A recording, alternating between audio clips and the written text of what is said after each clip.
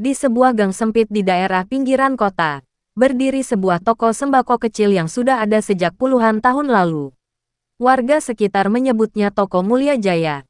Tapi entah mengapa, tak ada yang merasa mulia setiap kali melintas di depannya. Bangunannya tampak kusam, cat temboknya mengelupas, dan papan nama tuannya hanya tinggal separuh huruf yang terbaca. Dari luar, toko itu seperti toko biasa, rak kayu berdebu, karung beras bertumpuk di pojok, dan toples-toples plastik berisi gula, kopi, serta permen jadul yang warnanya sudah pudar. Tapi kalau kamu perhatikan lebih lama, akan terasa sesuatu yang aneh di sana. Entah kenapa udara di sekitarnya selalu lebih dingin dibandingkan tempat lain. Bahkan di siang bolong pun, bayangan di depan toko itu terasa lebih gelap dari biasanya. Pemiliknya, seorang pria parubaya bernama Pak Rudi, tinggal sendirian di rumah kecil yang menyatu dengan toko itu. Istrinya sudah meninggal lama, dan anak semata wayangnya katanya merantau ke luar kota, meski tak ada satupun warga yang pernah melihat anaknya datang menjenguk. Setiap malam, meski toko sudah tutup, lampu di dalamnya selalu menyala redup. Dari luar, kadang terdengar suara seperti barang jatuh, suara bisik-bisik samar, bahkan langkah kaki yang berjalan pelan di antara rak sembako. Pernah suatu kali, seorang remaja iseng lewat tengah malam sambil merekam video. Dalam rekaman itu, terlihat bayangan seseorang berdiri di balik kaca etalase, padahal toko itu jelas terkunci dari luar. Warga sekitar sudah lama menghindari belanja di sana. Mereka memilih toko lain yang lebih jauh, walau harus berjalan beberapa ratus meter. Tapi ada juga yang masih datang, orang-orang yang katanya butuh sesuatu yang lebih dari sekadar beras atau minyak.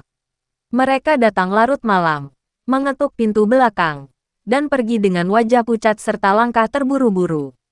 Tak ada yang tahu apa yang sebenarnya dijual Pak Rudi. Yang pasti, sejak beberapa bulan terakhir, 3 warga gang itu hilang tanpa jejak. Dan anehnya, nama-nama mereka sempat tertulis di buku catatan utang toko Pak Rudi, meski keluarga mereka bersumpah tidak pernah belanja di sana. Dan malam itu, lampu Toko Mulia Jaya kembali menyala. Ada bayangan seseorang berdiri di balik jendela, seolah sedang menunggu pelanggan berikutnya. Malam itu, hujan turun pelan, tidak deras, tapi cukup untuk membuat udara lembab dan jalanan di gang sempit itu mengilap oleh pantulan lampu jalan yang redup. Di ujung gang, Toko Mulia Jaya tampak seperti biasa, pintunya tertutup, tapi dari balik jendela kaca buramnya, samar-samar terlihat cahaya lampu pijar kuning yang menggantung di langit-langit. Sekitar pukul 11 malam, seorang perempuan muda datang tergesa.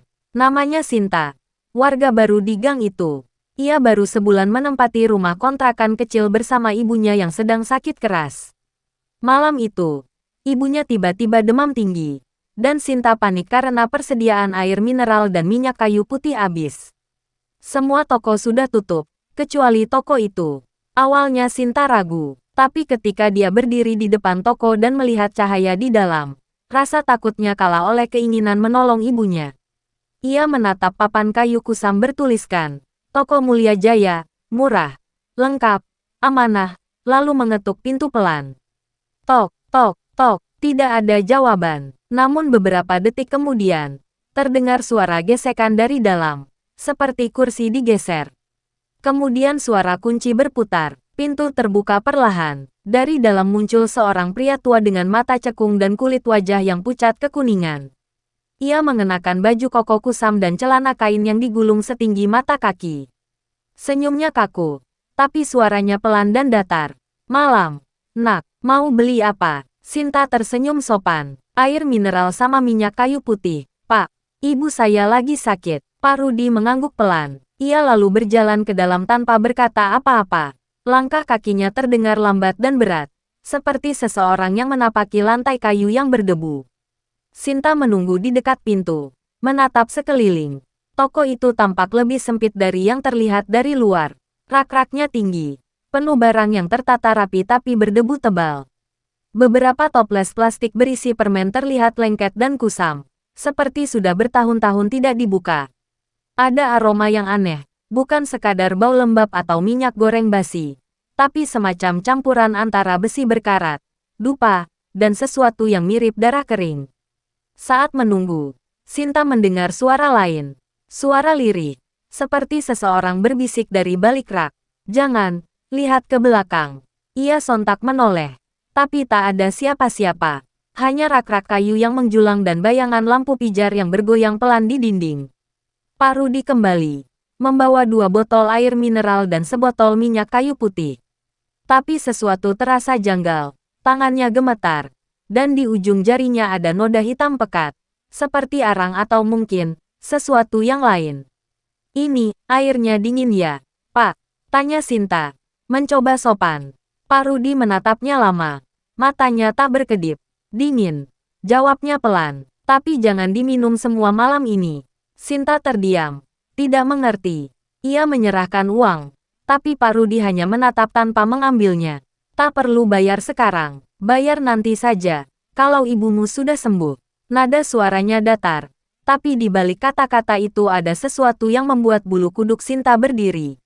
"Terima kasih, Pak." Ia buru-buru melangkah keluar, tapi begitu kakinya menyentuh ambang pintu, ia mendengar sesuatu dari dalam toko.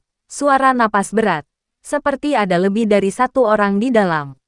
Ketika ia menoleh, sekilas ia melihat di belakang Pak Rudi ada bayangan perempuan berambut panjang berdiri di pojok ruangan. Rambutnya menutupi wajah, dan tubuhnya seperti menggantung, tidak menyentuh lantai. Sinta menahan napas, lalu berlari keluar tanpa menoleh lagi. Di rumah, ia segera memberi ibunya air mineral itu. Tapi malam itu, justru sesuatu yang aneh terjadi. Begitu ibunya meminum seteguk air itu, wajahnya pucat, matanya melotot, dan tubuhnya bergetar hebat. Dari mulutnya keluar suara yang bukan suara manusia, serak, dalam, dan berbisik-bisik seperti ratusan suara bersamaan. "Kau sudah membawanya kembali." Air mineral di dalam botol itu perlahan berubah warna menjadi merah kehitaman. Sinta berteriak ketakutan, menjatuhkan botolnya hingga pecah di lantai. Airnya mengalir, tapi anehnya tidak meresap ke lantai, justru membentuk pola seperti huruf-huruf aneh yang tak bisa ia baca. Dari luar rumah, terdengar suara langkah kaki yang pelan tapi pasti, mendekat ke arah pintu depan. Sinta tahu, itu bukan tetangga. Itu suara langkah Pak Rudi. Suara langkah itu makin jelas. Sinta mematung di ruang tengah. Tubuhnya gemetar hebat. Hujan di luar makin deras, dan angin berembus lewat celah-celah dinding kontrakan, membuat tirai tipis di jendela berayun pelan. Ibunya masih terbaring di kasur. Napasnya tidak teratur. Matanya terbuka tapi tatapannya kosong ke arah langit-langit. Dari luar, terdengar ketukan 3 kali. Tok, tok, tok. "Sinta." Suara itu dalam, berat, dan terasa seperti datang dari dalam kepala. Airnya belum habis, kan? Jantung Sinta hampir berhenti. Ia menatap botol air yang tergeletak di lantai, pecah, tapi masih tersisa sebagian air yang belum tumpah. Warna merah kehitaman itu kini sudah berubah jadi pekat seperti darah kering, dan di permukaannya muncul buih kecil, seperti air yang sedang hidup. Ketukan di pintu terdengar lagi. Kali ini lebih keras. Tok, tok, tok. Ia menggenggam ponsel, ingin menelepon tetangga. Tapi begitu layar menyala, sinyal hilang. Di bagian atas hanya tertulis, "No service."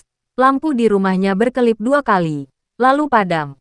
Hanya cahaya kilat sesekali yang menembus jendela, menampakkan sosok ibunya yang kini terangkat sedikit dari kasur. Tubuhnya bergetar seperti ditarik sesuatu yang tak terlihat.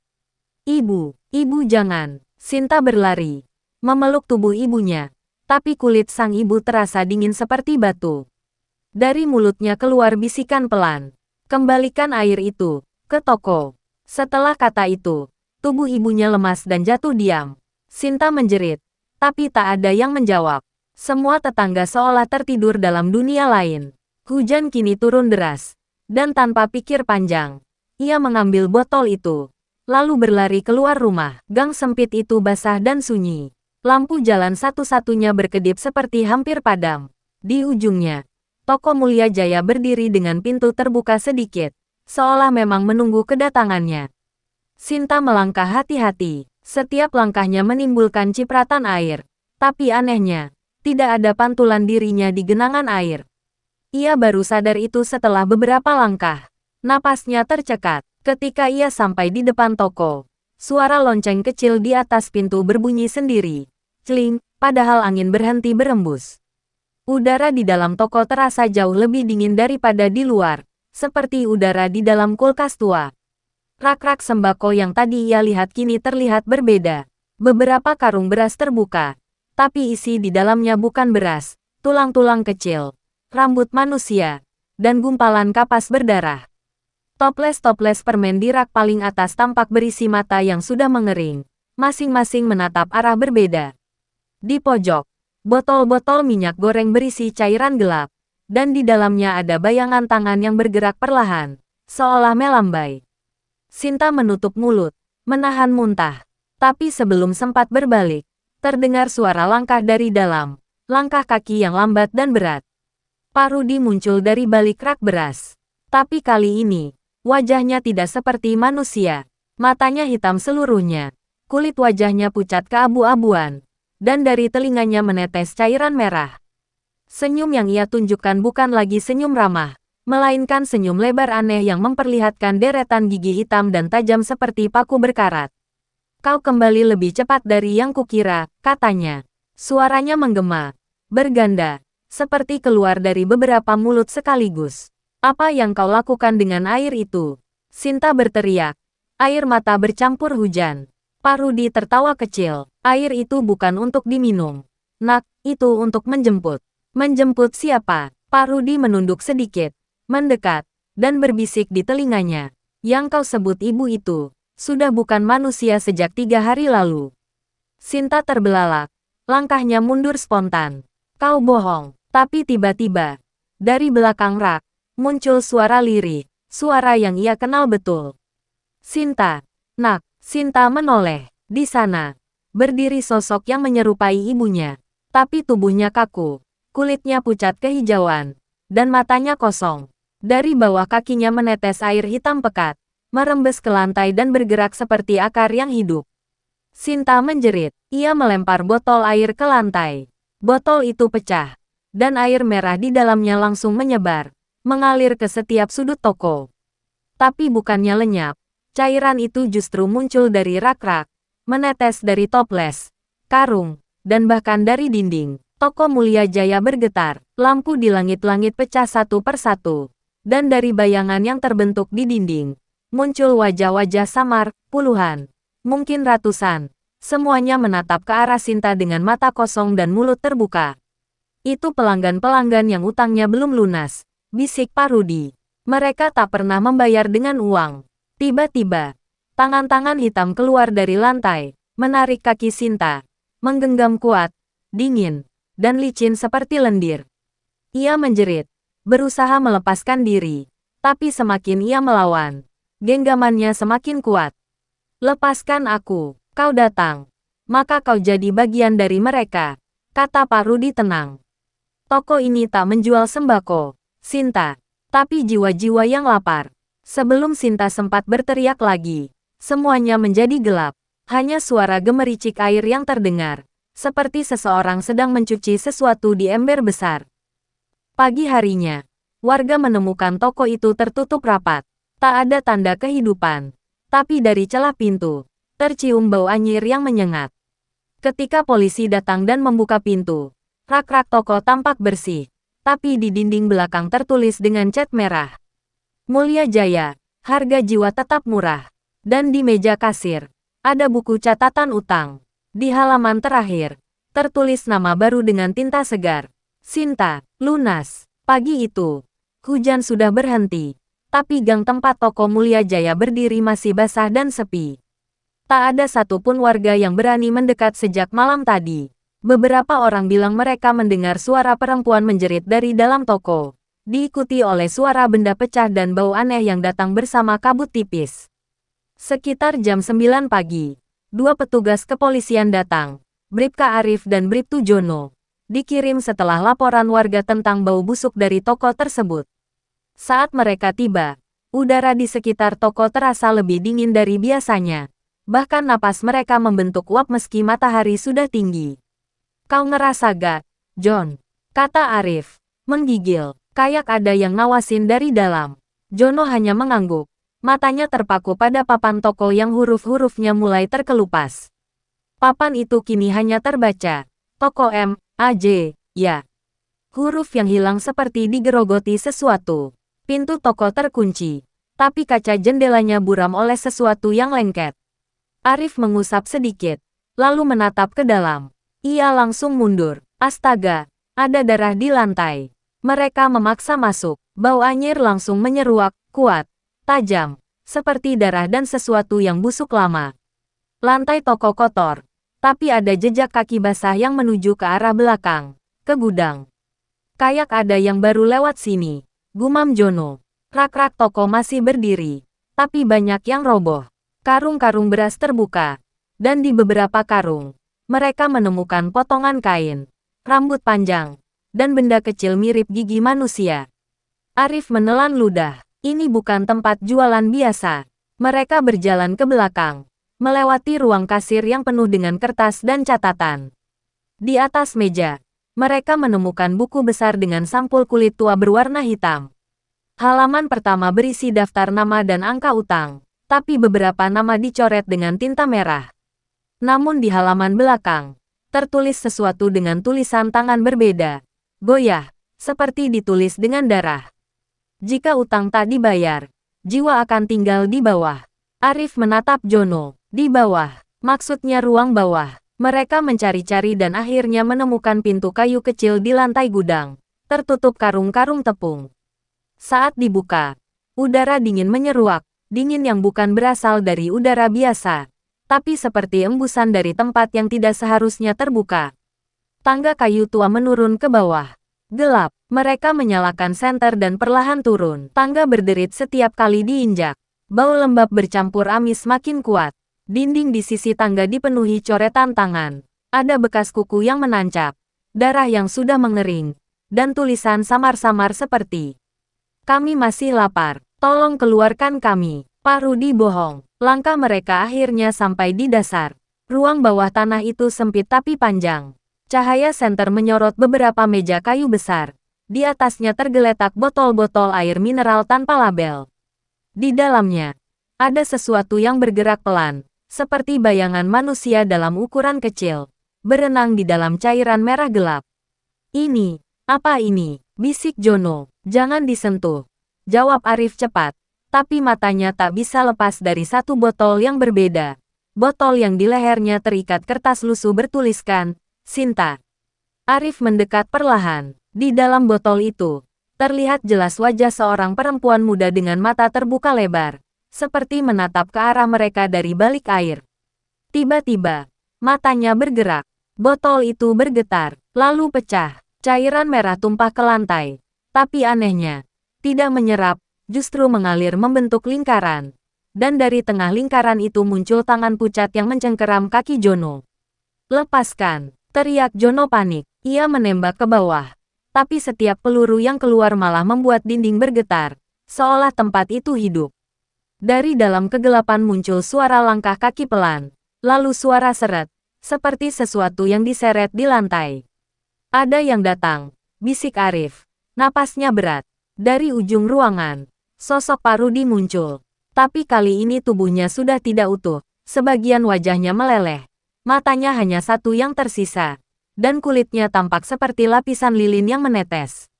Di tangannya, ia membawa lampu minyak kecil yang menyala redup. "Kalian ikut ke bawah juga?" "Ya," katanya dengan senyum retak. Sudah lama mereka menunggu teman baru. Arif mengarahkan senjata. "Jangan bergerak, kami polisi." Pak Rudi hanya tertawa pelan. "Polisi, di sini tidak ada hukum. Nak, yang ada cuma utang dan bayaran." Dinding mulai bergetar lagi. Kali ini lebih keras. Dari celah-celah bata, keluar cairan merah, menetes deras hingga memenuhi lantai. Cairan itu seperti hidup, naik ke sepatu mereka, merayap ke kaki, dan terasa dingin menggigit. "Lari!" teriak Arif, menarik Jono. Mereka berlari naik tangga, tapi suara dari bawah makin keras. Ratusan bisikan memanggil nama mereka berdua. "Arif, Jono, bayar!" Tangga bergetar. Dan tiba-tiba, dari dinding muncul tangan-tangan hitam menggenggam pergelangan mereka. Arif menembak ke arah bawah. Tapi pelurunya tidak mempan. Senter mereka terjatuh, berputar di lantai, menyorot langit-langit ruangan bawah tanah yang ternyata penuh ratusan wajah yang tertanam di sana. Wajah-wajah manusia dengan mulut terbuka, menjerit tanpa suara. Kita harus keluar. Begitu mereka mencapai pintu, udara luar seperti menghisap mereka keluar dengan paksa. Begitu pintu kayu itu tertutup, semuanya kembali hening. Mereka berdua terengah di luar toko. Tubuh mereka penuh darah. Tapi bukan darah mereka. Darah yang baunya amis dan terasa asing. Arif menatap ke arah toko. Tapi kini toko itu tampak berbeda. Papan namanya utuh kembali. Catnya baru. Dan dari luar terlihat seperti toko normal. Toko ini berubah, gumam Jono. Arif tak menjawab. Ia menatap tangannya. Di pergelangan, ada cap tangan merah yang belum sempat hilang. Dan terasa panas seperti terbakar. John, katanya lirih, kau ingat tadi di catatan utang? Ya, coba kau cek nama di belakang. Mereka membuka buku catatan yang tadi diambil. Halaman terakhir kini kosong. Tapi perlahan, tulisan merah muncul sendiri. Seperti ditulis dari dalam kertas. Arif, Jono, belum lunas. 3 hari setelah kejadian di toko Mulia Jaya, gang itu kembali sunyi. Polisi memasang garis kuning di depan pintu. Tapi anehnya, setiap pagi garis itu selalu robek dari dalam. Tak ada yang tahu siapa yang membukanya. Tak ada pula yang berani memperbaikinya. Bribka Arif dan Bribtu Jono sejak hari itu tidak pernah kembali ke kantor. Mereka dikabarkan cuti karena sakit mendadak. Tapi teman-teman mereka tahu, ada yang janggal. Arif mulai berubah. Ia jarang bicara. Sering menatap kosong. Dan setiap malam tetangga mendengar dia mengobrol sendiri di ruang tamu dengan nada rendah. Seolah sedang menanyai seseorang. Sementara Jono, tak pernah benar-benar sembuh dari ketakutannya. Ia menutup semua cermin di rumahnya dengan kain hitam karena mengaku, ada wajah-wajah di baliknya. Dan setiap malam, ia mendengar suara botol bergetar di bawah tempat tidurnya. Malam itu, tanggal 13, Arif terbangun karena bau amis yang sangat kuat di kamarnya. Ia menyalakan lampu, tapi seluruh bola lampu pecah bersamaan, meninggalkan kamar dalam kegelapan. Dari bawah pintu kamar, mengalir cairan merah pekat, pelan, tapi pasti. Dan dari dalam gelap, terdengar suara berbisik pelan, suara serak, berat, dan terputus-putus. Sudah waktunya membayar utangmu. Arif gemetar. Ia memegang senjatanya. Tapi pelatuk terasa panas di tangannya. Seolah menolak disentuh. Dari bayangan pojok ruangan, bayangan Pak Rudi muncul. Tapi wajahnya kini hanya setengah. Sisanya berupa kabut hitam yang bergerak seperti asap. Kau membawa buku itu keluar, katanya dengan nada datar. Dan setiap nama di dalamnya harus kembali ke sini. Arif mundur perlahan. Aku bakar buku itu, katanya terbata. Pak Rudi tertawa. Suara tawa itu bergema, menyatu dengan suara perempuan, anak-anak, dan tangisan. Buku itu tidak bisa dibakar, karena setiap halaman ditulis dengan darah mereka yang sudah tak bisa keluar. Lantai di bawah kaki Arif retak. Dari celahnya, muncul tangan-tangan pucat. Berlumuran cairan merah, menarik kakinya ke bawah. Arif berteriak sekuat tenaga, tapi suaranya seperti tenggelam di udara. Tubuhnya terseret pelan ke dalam lantai, ke dalam tanah, ke dalam kegelapan yang dalam dan dingin. Pagi harinya, rumah Arif kosong. Teman-temannya datang, tapi yang mereka temukan hanya sepatu dinas di depan kamar dan bekas tangan merah di lantai yang memanjang ke arah tembok. Tidak ada tubuh, tidak ada jejak. Malam itu, Jono mendengar berita itu di televisi. Tangannya gemetar saat mematikan TV. Ia tahu, giliran dia berikutnya. Ia membuka lemari, mengambil pistol.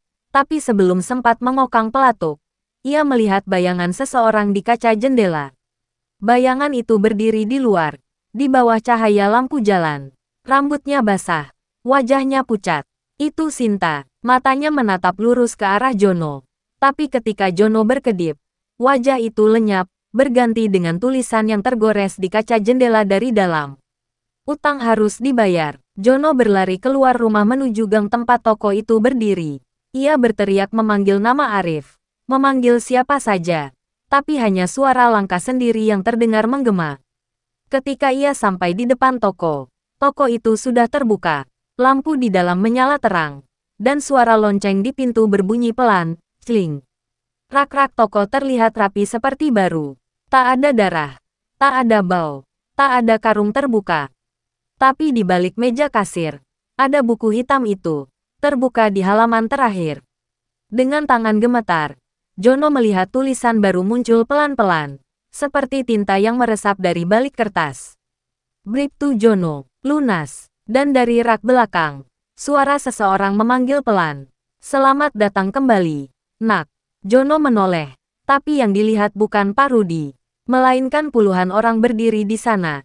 Sebagian mengenakan pakaian biasa, sebagian berseragam polisi, sebagian bahkan masih memakai daster. Semua menatapnya, mata mereka kosong. Dari mulut mereka keluar satu kalimat yang sama, bersamaan, pelan, dan datar. Toko Mulia Jaya tidak pernah tutup. Sejak hari itu, toko itu benar-benar hilang. Bangunannya seolah tidak pernah ada. Tapi beberapa bulan kemudian, di kota lain, di tepi jalan pasar yang ramai, muncul sebuah toko kecil dengan papan baru bertuliskan. Toko Mulia Jaya, murah, lengkap, amanah. Dan kalau kau perhatikan baik-baik di dalamnya, ada satu toples air mineral di rak paling bawah, dengan label kecil di lehernya. Arif dan Jono, sudah dibayar.